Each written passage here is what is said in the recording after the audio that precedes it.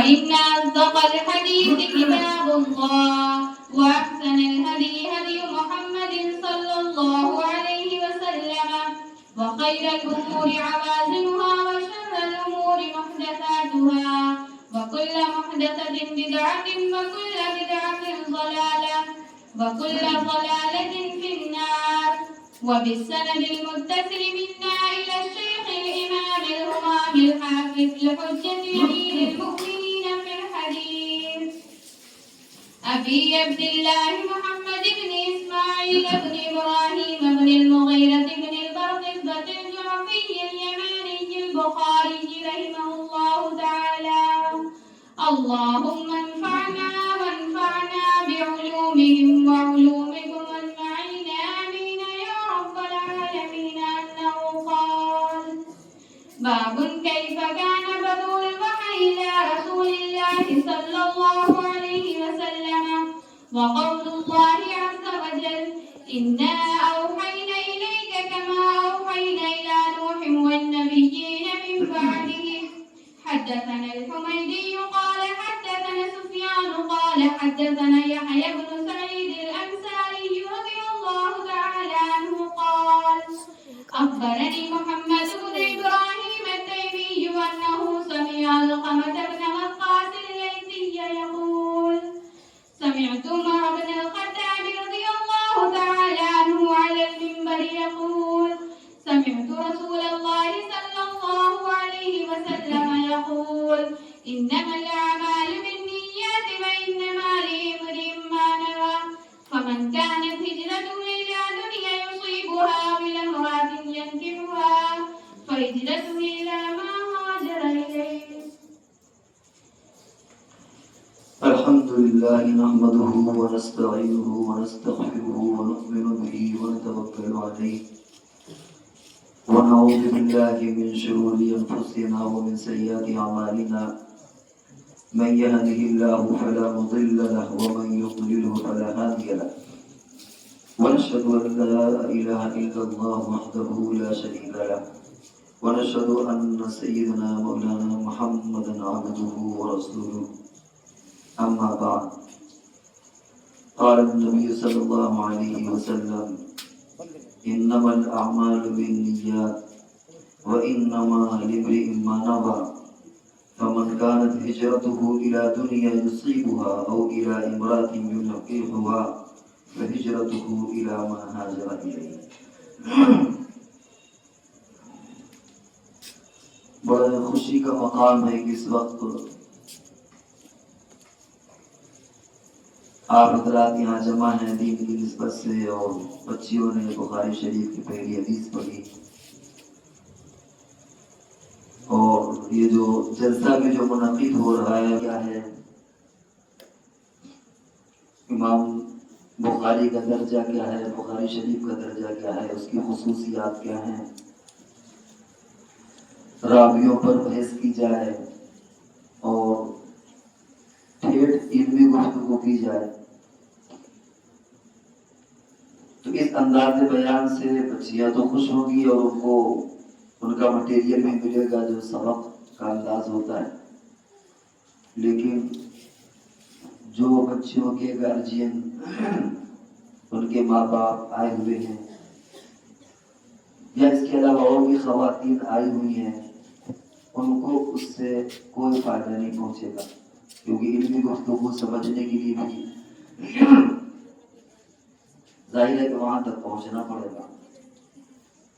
اس لیے ہمارے ذہن میں جو بات آئی وہ یہ کہ اس وقت گفتگو آپ کے سامنے عمومی نوعیت کی ہو، گفتگو ایسی ہو جس میں ان بچیوں کو بھی فائدہ ہو اور جو ان کے گارجین یا دیگر خواتین آئی ہیں ان کو بھی اس سے کچھ لے کر کے جائے، کچھ ان کو فائدہ پہنچے. تو اس لیے ہم نے جو اپنا گفتگو کا موضوع طے کیا ہے وہ یہ کہ کچھ باتیں بچیوں کے تعلق سے آ جائیں، لیکن زیادہ تر باتیں وہ ہوں جس جو کامن ہوں، عام ہوں، جس سے بچیوں کو بھی فائدہ ہو اور اس سے ہمارے جو شرکاء ہیں ان کو بھی فائدہ ہو، اور حدیث کی روشنی میں وہ چیزیں ہوں، خاص طور سے جو پہلی حدیث پڑھی گئی ہے. بچیوں کے تعلق سے جو خاص بات عرض کرنی ہوئی ہے کہ ایک امام بخاری علیہ رحمہ کا رتبہ اور مقام انشاءاللہ آپ اپنے اساتذہ کرام سے بیچ بیچ میں سنتی رہیں گے. اس حدیث کے تعلق سے بھی آپ سے کلام کیا جائے گا. لیکن بس ایک بات یہ سمجھ لیں کہ جو سیاہ ستہ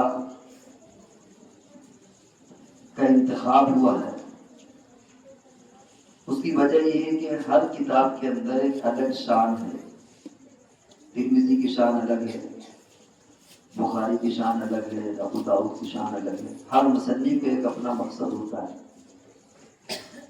مثال کے طور پر امام ترمذی، ابو داؤد اور یہ جو کتابیں ان میں مصنف کا منشا یہ ہوتا ہے کہ لوگ عمل کرنے والے بنے، اسی لیے کتاب الطہارت اور اس طرح کتاب شروع ہوتی ہے. امام بخاری کا مقصد یہ ہے کہ ہر چیز کا سورس اور اس کی بنیاد وحی الہی ہے،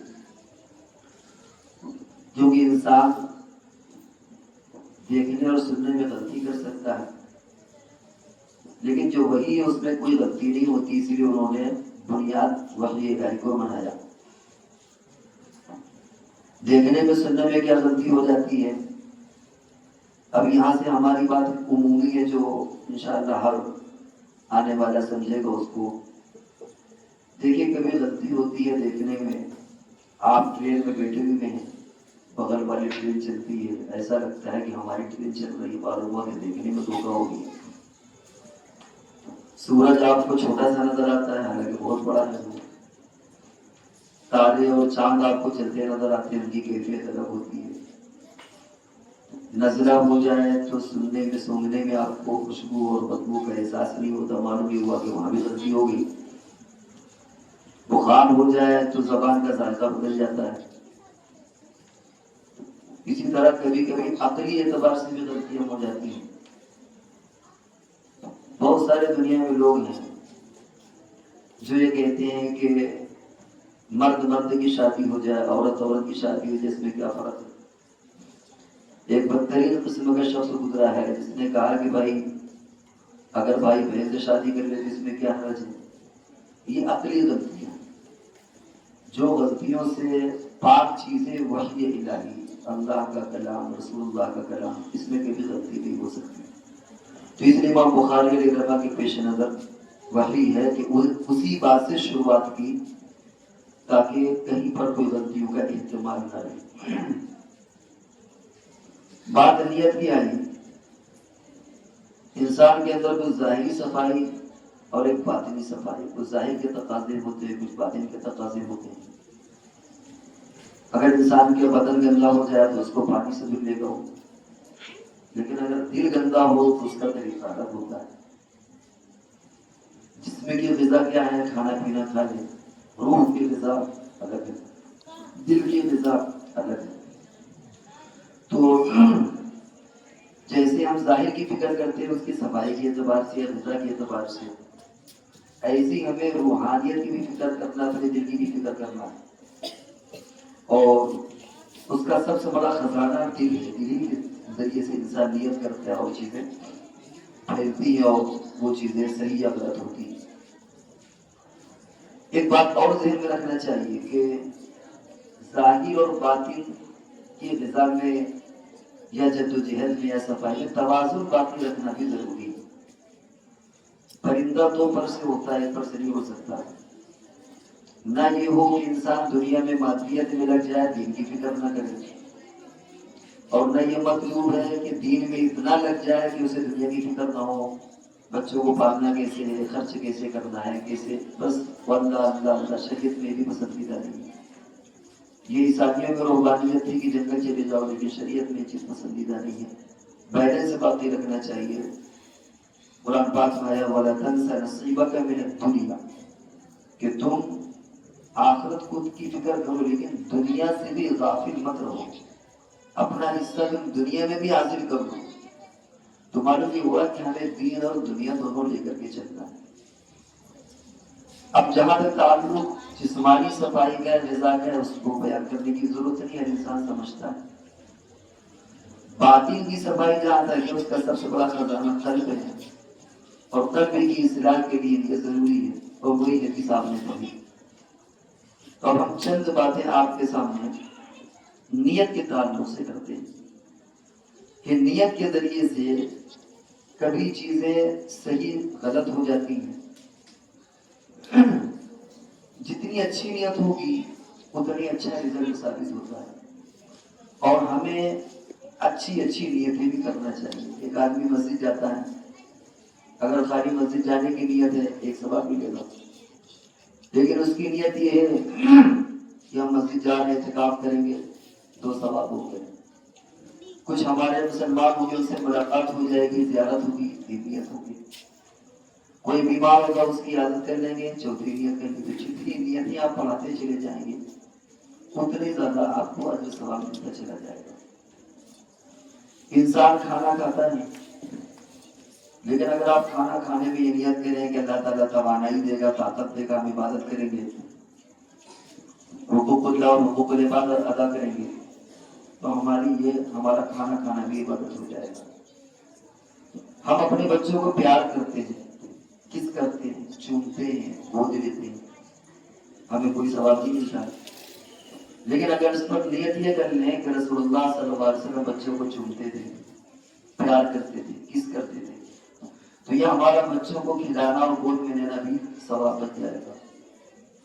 کتنے لوگ ایسے ہیں جو دادی اور نانی بنی ہوں گی، نانی دادا اور نانا بنے ہوں گے، ناتی پوتے بنے ہیں، لیکن شاید کبھی یہ چیز ان کے ذہنوں میں نہ آئی ہو. لیکن ہم ہر عادت کو عبادت بنا سکتے ہیں. ایک بہت بڑے عالم گزرے، انہوں نے کہا ہے کہ اس امت کو بدعملی سے اتنا نقصان نہیں ہوا جتنا بے نیتی سے ہوا. یعنی بد نیتی سے اتنا نقصان نہیں پہنچا جتنا بے نیتی سے. بد نیتی زیادہ لوگ نہیں کرتے، لیکن بے نیتی نہیں ہے، اس میں ہم بھی گرفتار اور آپ بھی گرفتار ہیں. تو اس لیے نیتیں کریں اور اچھی نیتیں کیا کریں. ہماری پوری 24 گھنٹے کا روٹین اگر ہم نیت کو بدل لیں تو عبادت والا بن جائے گا. ہم رات میں کپڑے بدل کے سوتے ہیں، اگر نیت یہ کر لیں کہ رسول اللہ صلی اللہ علیہ وسلم رات میں لنگی بدل لیا کرتے تھے، کپڑے چینج کر لیا کرتے تھے، وہ عورت ہو یا مرد ہو اگر یہ نیت کرے تو اس کو اس میں ثواب مل جائے گا. پاخانہ پیشاب انسان کرتا ہے، اگر وہ نیت یہ کر لے کہ ہمیں اس سے راحت حاصل ہوگی پھر ہم ایک تازہ دم ہو جائیں گے، ہمیں اس پہ نیت ملے گی. خلاصہ یہ ہے کہ ہماری عادت اگر ہم اس میں نیت کو جوڑ دیں تو ہماری عادت بھی عبادت بن جائے گی. اگر ہماری نیت نہیں جڑے گی تو وہ صرف عادت بنے گی، عبادت نہیں بنے گی. لیکن اگر روزمرہ کی ان عادتوں میں ہم نیت کو جوڑ دیں تو یہ ہماری عادتیں بھی عبادت بن جائے گی. ایک عورت خوشبو لگاتی ہے، میک اپ کرتی ہے، شوہر کے لیے کرے تو یہ عبادت بن جائے گی. یا عمل غیر محرم کے لیے کرے گی وہ تو یہ چیز نقصان دہ بن جائے گی. اس لیے اپنی نیتوں کو درست کرنے کا اہتمام کرنا چاہیے. شیخ الحدیث مولانا زکریا علیہ الرحمہ ہر آدمی جانتا ہے ان کے بارے میں. ان کے والد تھے ماں یحییٰ صاحب، نہا رہے تھے اور ایک بندے کو متعین کر دیا کہ وہ کنواں سے پانی کھینچے اور ایک بالٹی ڈالے. بہت زیادہ انہوں نے پانی بالٹی استعمال کی. ان کے مرید نے پوچھا کہ حضرت آپ تو زیادہ پانی بہانے سے منع کرتے ہیں کہ کفایت سے کام لو، اور ہم یہ دیکھ رہے ہیں کہ آپ خود جو ہے وہ اتنا زیادہ پانی بہا رہے ہیں. تو فرمایا کہ ہاں، تم اگر نہاؤ گے اور زیادہ بالٹیاں استعمال کرو گے تو اسراف ہوگا، گناہ ملے گا، لیکن میرا یہ نہانا عبادت بن رہا ہے اور مجھے ثواب ملے گا. حضرت ایسا کیسے؟ انہوں نے کہا کہ تم نہاؤ گے تو پانی بلا وجہ بہاؤ گے، اور مجھے حکیم نے یہ کہا ہے کہ تمہیں ٹھنڈک کی ضرورت ہے، لہٰذا میں پانی کی بالٹیاں جو اپنے بدن میں ڈلوا رہا ہوں ٹھنڈک حاصل کرنے کے لیے. اور اللہ کے یہاں خزانے میں پانی کی کوئی کمی تو ہے نہیں. وہ تو اللہ تعالیٰ دیکھتے ہیں کہ ہماری اطاعت کر رہا ہے کہ نہیں. رسول اللہ صلی اللہ علیہ وسلم نے فرمایا کہ اگر نہر کے کنارے بھی ہو تو زیادہ پانی مت بہاؤ. حالانکہ جو بھی پانی آپ بہاتے ہیں وہ الٹ کر کے تو نہر میں جا رہا تو پانی برباد تو ہو نہیں رہا، لیکن حضور نے منع کر دیا. تو اللہ کے خزانے میں کوئی پانی کی کمی نہیں ہے، لیکن اگر نیت اسراف کی ہے تو اسراف ہو جائے گا، اور اگر نیت آپ کی صحیح ہے تو وہ عمل بھی آپ کے لیے اچھا ہو جائے گا. ہمارے ہمارے یہاں غلط فہمی ہے کہ ناجائز چیز اچھی نیت سے اچھی بن جاتی ہے، ایسا نہیں۔ اگر آپ چوری کریں اس نیت سے کہ غریبوں میں بانٹیں گے تو یہ کام اچھا ہے۔ اسی طرح اگر کام اچھا ہے لیکن نیت اچھی نہیں تو عبادت نہیں ہے۔ عبادت ہونے کے لیے، ثواب کے لیے شرط یہ ہے کہ نیت بھی اچھی ہو اور کام بھی اچھا ہو۔ تو یاد رکھیے کہ غلط کام اچھی نیت سے اچھا نہیں ہوگا۔ یہ تو چوری کرنا اور یہ ہو کہ ہم کسی کا مال چھین کر کے غریبوں میں بانٹیں، کام تو اچھا ہے لیکن یعنی نیت تو اچھی لیکن کام خراب ہے، یہ غلط ہے۔ اور اگر کام بھی اچھا ہے لیکن نیت اچھی نہ ہو تب بھی ثواب نہیں ملے گا۔ آپ نے سنا ہوگا کہ ایک عالم اور ایک شہید اور ایک سخی کو سب سے پہلے جہنم میں ڈالا جائے گا۔ کیوں؟ اس لیے کہ ان کی نیتیں خراب تھی، ورنہ علم کا پھیلانا یہ بھی اچھی بات ہے، اللہ کے راہ میں جان دے دینا یہ بھی اچھی بات ہے، مال خرچ کرنا یہ بھی اچھی بات ہے، لیکن نیت گڑبڑ تھی تو وہ بھی کام نہ آیا۔ اس لیے کام بھی اچھا ہو اور نیت بھی اچھا ہو، تو اپنی نیتوں کی فکر کریں۔ ابھی ماشاءاللہ آپ کو ہمارے محترم دوست مولانا مقبول صاحب نے بڑے پیارے اور بڑے اپنے بہت اچھے انداز میں آپ کو بہت ساری نصیحتیں کی۔ امام غزالی کا ایک واقعہ سنایا۔